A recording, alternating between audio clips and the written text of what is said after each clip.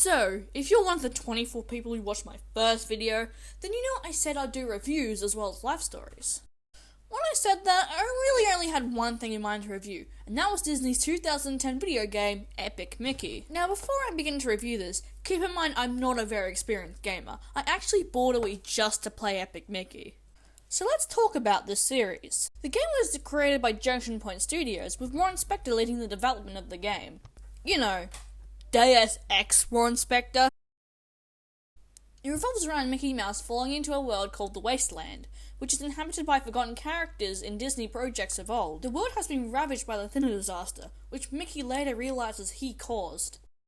He later meets his half-brother Oswald the Lucky Rabbit, who acts jealous towards Mickey because he thinks Mickey stole his fame. Eventually, Mickey defeats the Blot and redeems himself in the eyes of Oswald. So I think the story is excellent in this game. A great story of redemption and forgiveness. 10 out of 10 on the story. Now I'm going to get into the gameplay. The paint thinner mechanics allow you to paint in or erase the world around you. You can also use paint thinner on enemies and boss fights to either befriend them or destroy them completely. There are also sketches that have different abilities depending on the sketch that you use. There's a watch sketch, which slows down time, a TV sketch, which creates a TV and distracts enemies, an anvil sketch that can be used to trigger pressure plates, use them as platforms, and destroy enemies by landing an anvil on them. There's a standard 3D platforming for most of the game. There's also 2D side-scrolling levels that take the form of projector screens that you use to get from one place to another. The only real problem for me is the camera. I don't really think it's as bad as everyone says it is. It only mucks up occasionally, but it's still annoying at times. So Epic Mickey sold 2.8 million copies, so of course that means a sequel!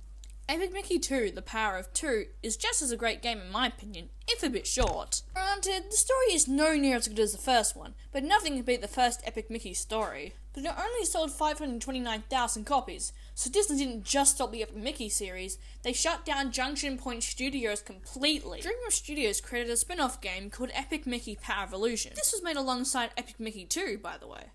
I personally think this one isn't as good as the first two games, probably because it doesn't have as much old forgotten Disney movies and characters and more well-known ones, and it doesn't really have the Disney charm the other two have.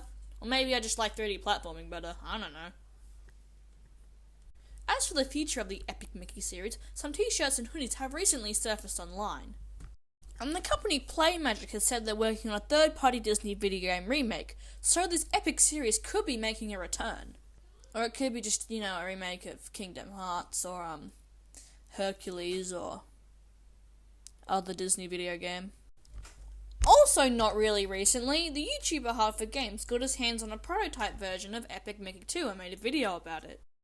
Now, this doesn't really have anything to do with the future of Epic Mickey, but I think, as a desperate Epic Mickey fan wanting more Epic Mickey content, that this could all be a marketing ploy by Disney, so they sell more video game copies when they announce a reboot of Disney Epic Mickey.